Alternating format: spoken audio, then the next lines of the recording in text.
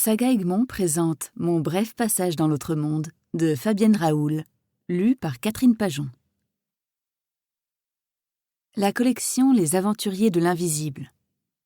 Qu'il s'agisse d'une expérience de mort imminente, d'un vécu subjectif avec un défunt ou de l'entrée en contact avec des esprits qui veillent sur elle, de plus en plus de personnes témoignent ouvertement de leur lien avec le monde invisible.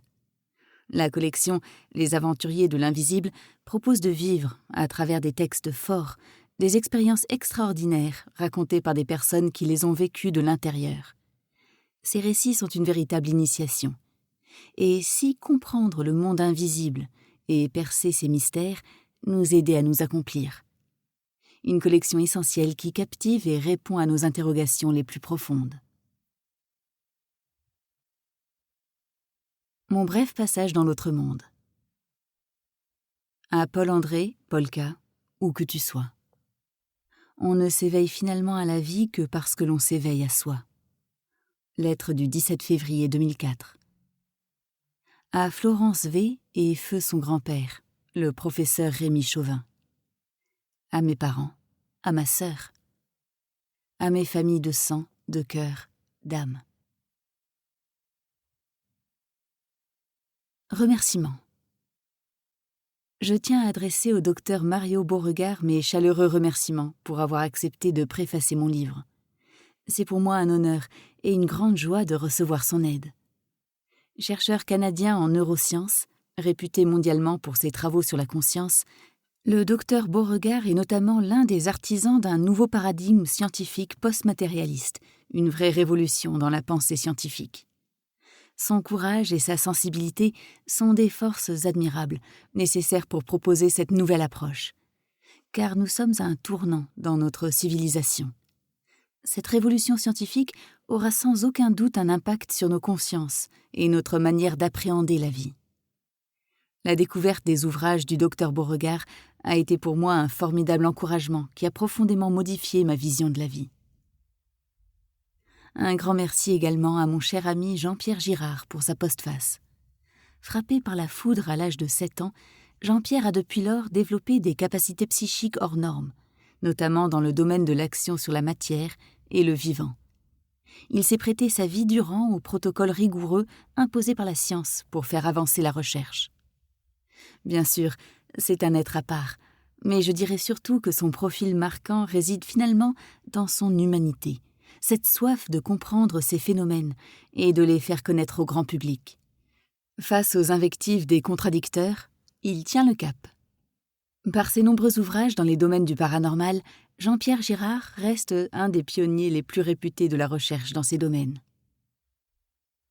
C'est avec beaucoup de joie et d'affection que je remercie Stéphanie Honoré, agente littéraire, et Sandrine Navarro, responsable éditoriale aux éditions Le Duc, pour leur soutien et leur confiance.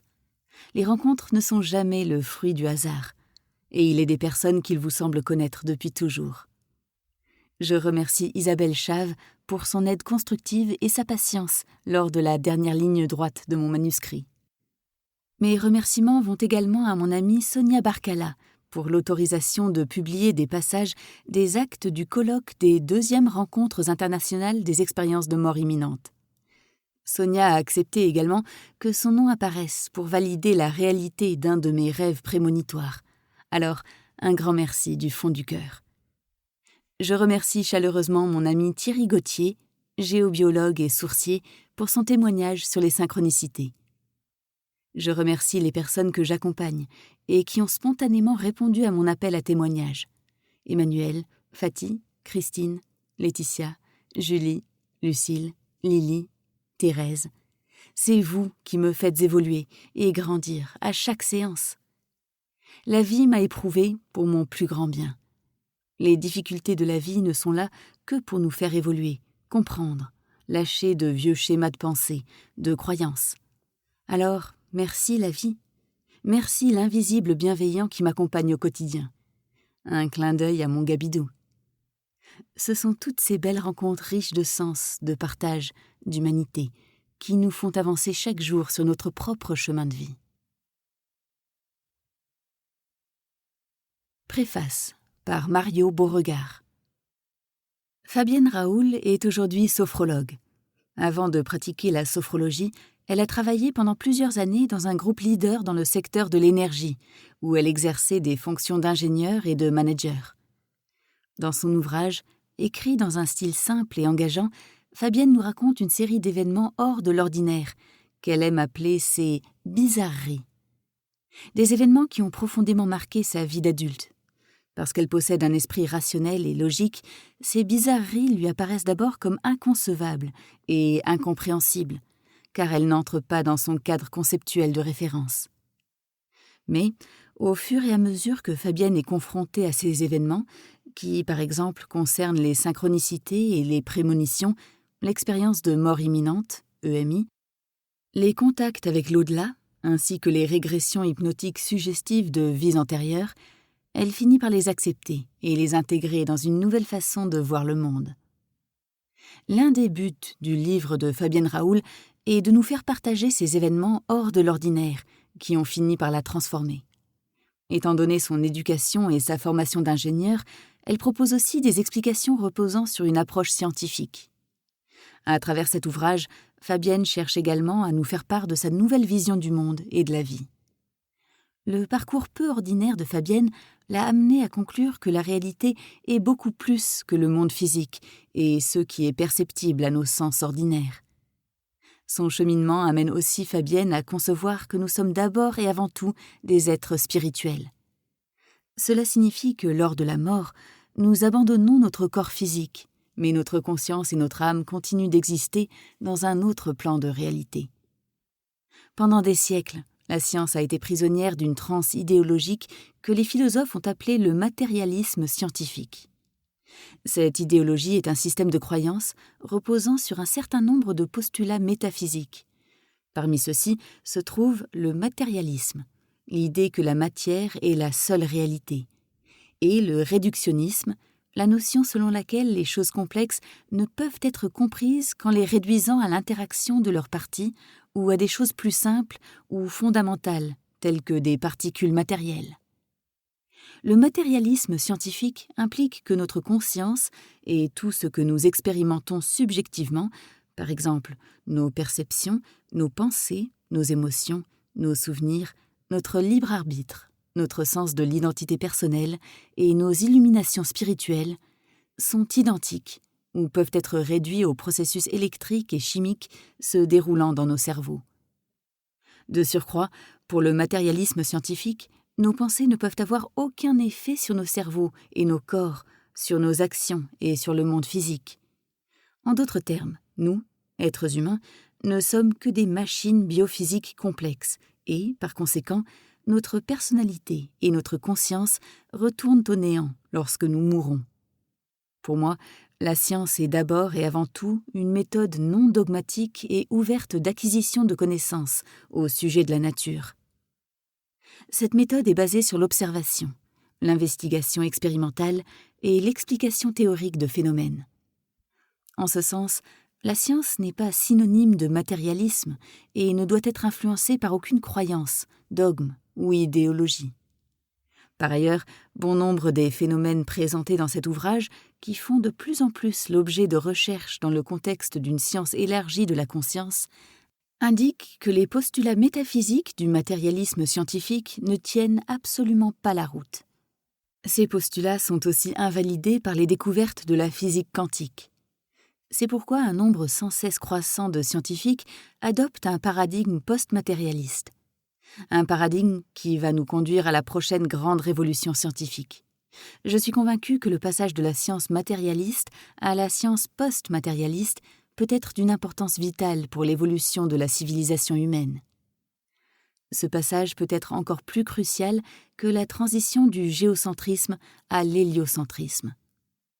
Bien que cela ne soit pas mentionné explicitement dans ce livre, la vision de la réalité proposée par Fabienne Raoul est clairement post-matérialiste. Dans la mesure où je suis l'un des artisans du nouveau paradigme post-matérialiste en sciences, il me fait particulièrement plaisir d'écrire cette préface et de recommander cet ouvrage. Introduction. Durant des dizaines d'années, j'ai gardé pour moi ou partagé en comité restreint mes expériences peu ordinaires et irrationnelles ce contact avec l'invisible, jusqu'à ce souhait d'écrire publiquement pour communiquer et transmettre au plus grand nombre, de façon libre et simple. En 2017, j'ai donc publié le livre « Au-delà de notre réalité, une ingénieure face à l'invisible » aux éditions Vie, puis à compte d'auteur chez Amazon en 2018. Témoigner ouvertement dans un livre a été un déclic pour que les rencontres s'orchestrent de façon divine. Car il s'en est passé de belles choses depuis cette première édition. Tout d'abord, la réalisatrice Valérie Seguin m'a demandé de témoigner sur mon EAMI, expérience de mort imminente, dans son film documentaire « Et si la mort n'existait pas ?» co-réalisé avec Dominique Bachy, sorti à l'été 2018. Et puis, c'est la rencontre avec Stéphanie Honoré, agente littéraire hors pair, qui me propose d'intervenir à sa conférence « La face cachée de la conscience ». Une belle et émouvante conférence sur la conscience, de la naissance et avant, à la mort et après, avec uniquement des femmes conférencières expertes dans leur domaine, ce qui est plutôt rare dans ce milieu assez masculin et a donc le mérite d'exister. Mon chemin est ainsi parsemé de belles rencontres qui ne sont sûrement pas dues au hasard. Comme le disait Einstein, le hasard, c'est Dieu qui se promène incognito. Tout est juste et le sera toujours, parfaitement planifié par là-haut. Avec les années, mon lien avec l'invisible s'est développé, transformé, affiné également. Cette connexion fait à présent intégralement partie de mon quotidien. Ma pratique de thérapeute a également évolué et elle continuera sans cesse, car je suis sur un long chemin d'apprentissage. Ce processus fait de découverte, d'émerveillement et d'expérimentation. Mon premier livre a été rédigé de manière factuelle, presque clinique, diront certains. Cela s'explique par deux choses. La première, c'est la déformation professionnelle issue de ma précédente vie d'ingénieur, à savoir décrire les faits et ensuite chercher à les expliquer. Car je veux garder l'esprit critique sur ces événements modifiant ma conception de la réalité. Position particulière, car je suis à la fois le sujet de l'expérience de ma propre vie et la scientifique qui étudie et cherche à comprendre ces phénomènes. La seconde chose était une appréhension du « qu'en dira-t-on » de la manière avec laquelle mes propos seraient reçus et acceptés. Révéler mon intimité, ce contact avec l'invisible, avec les peurs de jugement que cela engendrerait en moi, la scientifique, l'ingénieure sérieuse, mais le plus souvent, les peurs ne sont jamais justifiées. J'en veux pour preuve les beaux messages reçus en écho à mon livre. Des témoignages de personnes rassurées sur ce qu'elles vivent au quotidien lors du départ d'un être cher. Contact et signes post-mortem, mais aussi réception d'informations, intuition, synchronicité. Je remercie infiniment mes premiers lecteurs pour leur bienveillance et leur soutien. Ce fut pour moi un encouragement à continuer ce travail de transmission. L'écriture permet de choisir ses mots, de les peser, de façon à ce qu'ils prennent l'orientation voulue. Mais face au public, que ce soit en conférence ou lors du tournage du documentaire, il m'est plus difficile de ne pas vivre et ressentir les émotions à l'évocation de mes expériences spirituelles. C'est ce qui transparaît des retours que l'on m'a faits. Car elles restent bien présentes et d'une force puissante qui m'envahit à chaque évocation. Alors, j'ai décidé de libérer un peu plus mes émotions dans l'écriture du présent ouvrage, de les faire passer telles que je les ai vécues, sans fioriture, avec la simplicité qui m'anime. J'ai continué à évoluer et les preuves de connexion avec l'invisible, avec le divin, sans connotation religieuse, ont afflué. Je ne cherche pas à convaincre, mais simplement à témoigner et à ouvrir les consciences. Il ne s'agit pas uniquement de mon témoignage. Il y a également celui des personnes que j'accompagne, d'amis ou de relations cartésiennes qui se sont confiées à moi. Leur message est tout aussi fort et porteur d'espoir pour de nombreuses personnes en deuil. Je pense notamment à la perte très douloureuse et inacceptable d'un enfant. Changer notre vision de la mort pour mieux vivre notre vie, c'est un des messages que je souhaite faire passer. Le meilleur état d'esprit pour lire cet ouvrage, c'est d'être sceptique. Être sceptique, c'est être dans un doute sain, sans a priori, ni jugement préétabli. Une fois l'ouvrage refermé, vous aurez sûrement plus de questions qu'en l'ouvrant. Et oui, j'ouvre des portes, mais je n'ai pas forcément toutes les réponses aux questions que vous vous posez. Il s'agit avant tout d'expériences intimes, et tant qu'on ne les vit pas, qu'on ne les ressent pas dans notre chair, on ne peut pas les saisir pleinement. Cela reste alors en dehors de nous, et le mental revient à la charge pour rationaliser ce qu'il adore faire. Et le mien, en tant que scientifique, est assez puissant. C'est pourquoi j'ai rencontré de nombreux scientifiques, des médecins et des chercheurs, spécialistes de la conscience et des expériences de mort imminente, EMI. Il est important pour moi d'entendre leur point de vue, car j'aime faire le lien entre la science et l'esprit, faire le pont entre le visible et l'invisible. Je tiens en effet à démystifier l'image que l'on se fait de l'invisible. On a toujours l'impression que seuls quelques élus, des gens extraordinaires porteurs de dons, arrivent à se connecter à l'invisible, laissant les quidam en dehors de ce champ des possibles. Cela laisserait supposer une sorte de supériorité mal placée, et cela me dérange. Car selon moi, chaque être humain est porteur de cette connexion. L'invisible est en nous et autour de nous. Certains sont en contact avec lui depuis tout jeune. D'autres ont dû passer par un choc émotionnel fort, un deuil, un accident, etc., pour qu'il se révèle enfin. Mais je tiens vraiment à dire qu'en chacun de nous réside cette capacité de contact avec l'invisible. L'intuition en est un bel exemple. Elle est latente, plus ou moins développée, elle se travaille. Et je me permets de faire cette comparaison avec Internet. Il existe le modem, la DSL et la fibre. À chacun sa vitesse et puissance de connexion. Quant à la qualité de la connexion, elle dépend des filtres qui nous composent. Le mental en est un puissant, dont j'étais pourtant bien doté. Les accidents de la vie en ont toutefois diminué la force, sa présence, afin de laisser place à autre chose. En réalité, c'est une porte qui s'ouvre, à nous de décider de l'ouvrir en grand ou de la refermer. J'ai donné ce nom affectueux de bizarrerie aux manifestations non rationnelles qui se sont introduites dans ma vie après mon expérience de mort imminente. C'est également un terme employé dans la physique de l'infiniment petit. Mes bizarreries perdurent à ce jour et je les ai intégrées à ma vie. Elles m'aident à avancer dans ce mystère qu'est la vie. Ce sont de longues années où peu à peu l'incrédulité, l'étonnement, l'incompréhension ont laissé place à l'acceptation et à l'évidence. Évidence que nous sommes bien plus que de simples êtres qui vivent et qui meurent, vides de sens. Comme le dit Teilhard de Chardin, nous ne sommes pas des êtres humains vivant une expérience spirituelle, nous sommes des êtres spirituels vivant une expérience humaine.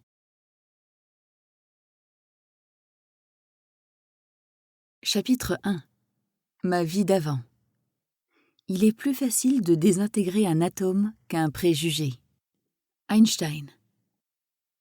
Ma vie actuelle ne ressemble en rien à celle que j'avais prévue, une voie toute tracée, prédestinée. Non pas que je sois une rebelle dans l'âme, une farouche opposante à mes parents et à l'éducation qu'ils m'ont donnée, mais mon chemin de vie si linéaire et parfait d'ingénieur n'était visiblement pas celui que je devais continuer. Quand on est à côté de sa vie, elle nous le fait savoir de différentes façons. Le plus souvent, c'est une maladie ou un choc émotionnel qui amène à une prise de conscience. Pour moi, cela s'est fait via 3 expériences spirituelles fortes émotionnellement, transformatrices, qui ont fait voler en éclats ma vision matérialiste de la vie. Bien que née en Bretagne, terre traditionnellement catholique et porteuse d'une longue lignée familiale bretonne des 2 côtés parentaux, notre arbre généalogique remonte jusqu'au XVIIIe siècle, l'éducation donnée par mes parents était exempte de croyances religieuses et de spiritualité. Leur parcours dans la religion fut très court. Baptême, communion, messe jusqu'à leur adolescence. Non pas qu'ils aient été de fervents croyants, simplement ils ont suivi la tradition de leurs propres parents sans se poser de questions. Dans les années 1940-1950, la religion catholique était très présente en Bretagne. Et puis, dans les années 1960, c'est la libération des mœurs et avec elle un rejet du dogmatisme de l'Église catholique. Ainsi, ma sœur et moi n'avons reçu aucune éducation religieuse. Ma sœur aînée a tout de même été baptisée, mais son engagement religieux s'est arrêté là. Quant à moi, dont la venue au monde n'avait pas été prévue, J'arriverai 5 ans et demi plus tard, un 25 décembre, presque 10 jours après la date estimée par les médecins. Quoi qu'il en soit, je n'ai quand même pas eu droit au baptême. Dans la famille, jamais Dieu n'était évoqué, ni la mort. Il y avait des sujets tabous. Pour moi, il n'y avait rien après la mort. C'était le néant. Mais cela ne me perturbait pas plus que cela. C'était ainsi. Mon avis sur les religions ? Des créations de l'être humain pour contrôler et asservir d'autres êtres humains, jusqu'à les tuer au nom d'un prétendu Dieu dont on n'avait jamais apporté la preuve de l'existence. Alors, le seul moment où on évoquait Jésus, c'était à Noël. Pour nous, il s'agissait d'une fête païenne, synonyme de cadeau, d'autant que c'était également mon anniversaire. Quant à la spiritualité, elle n'avait pas de place dans ma vie. C'est à travers la science que se comprenaient les mystères de la vie. À la maison, c'était donc très terre-à-terre, comme on dit, et ma mère nous poussait, ma sœur et moi, à exceller dans les études, afin d'être indépendante financièrement. J'étais très proche d'elle. Bonne élève, réservée, voire timide, je ne voulais pas la décevoir. Dans les années 1990, la voie scientifique était considérée comme royale pour accéder à de bons postes, bien rémunérés et stables.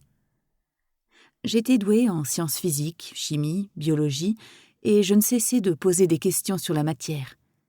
Du coup, je me suis naturellement orientée vers la filière scientifique.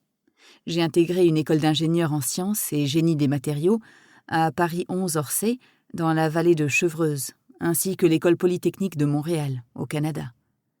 Tous mes stages de fin d'études ont été choisis dans le secteur de l'énergie, CEA Saclay et EDF Ingénierie nucléaire, dans lequel je voulais faire carrière. Quand vous intégrez une grande entreprise leader dans l'ingénierie nucléaire, vous avez une idée de votre évolution, de votre plan de carrière. Tout est tracé. C'est rassurant. Scientifique et non croyante en un Dieu, mon existence se résumait, selon moi, en un seul mot : la matière. Seule la matière existait. Après tout, c'est ce que les chercheurs et les plus grands professeurs de sciences physiques m'avaient toujours enseigné. Alors pourquoi remettre en cause cette idée ? Ingénieur, études et manager, j'ai occupé différents postes à responsabilité pendant 15 ans. Et tandis que j'étais en poste dans ce milieu cartésien et fermé, pétri de certitudes, j'ai vécu des expériences de vie et de mort à la fois fortes et transformatrices. Ces expériences ont radicalement ouvert ma conscience à une autre réalité, bien plus vaste, et qui englobe celle de notre quotidien, perçue avec nos 5 sens. Elles ont balayé mes croyances aveugles en une science matérialiste, en une vision occidentale étriquée à propos de la vie et de la mort. Ces expériences m'ont permis de m'aligner avec qui j'étais et qui je suis réellement. J'ai dû passer par la douleur pour dépoussiérer les vieux schémas qui m'enfermaient, pour laisser s'exprimer le cœur de soi. La cohérence s'est faite naturellement et le changement professionnel était inéluctable.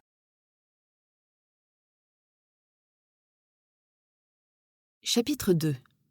Le jour où tout a basculé. 10 février 2004. Il y a des dates anniversaires qui vous marquent plus que d'autres. En général, le souvenir s'amoindrit avec les années, devient plus fade, les émotions déclinent. Pas pour moi, pas pour cette date. À cette époque, je travaille comme ingénieur études dans le nucléaire, en région parisienne. Ce jour-là, je suis sur mon lieu de travail, à Évry, en formation. Il règne une bonne ambiance, agréable, voire ludique. Puis, à la fin de la matinée, vers 11h, alors que je suis debout, en train d'écouter le formateur, je ressens subitement une forte nausée, je transpire, je deviens très pâle. J'ai à peine le temps de me dire « va aux toilettes » que tout mon corps se tend, mes yeux se révulsent, je tombe en arrière, raide comme une planche, tandis que ma tête tape violemment la table derrière moi, puis le sol. Je suis inconsciente, inanimée au sol, pendant environ 1 minute. Je viens de faire un malaise cardiaque. Tout ça, c'est ce que me décriront ensuite mes collègues paniqués. 1 minute, ça peut paraître une éternité. Pendant ce temps... Nous espérons que vous avez apprécié cet aperçu. Pour continuer à écouter ce livre audio sur Google Play Livres, utilisez le lien dans la description de la vidéo.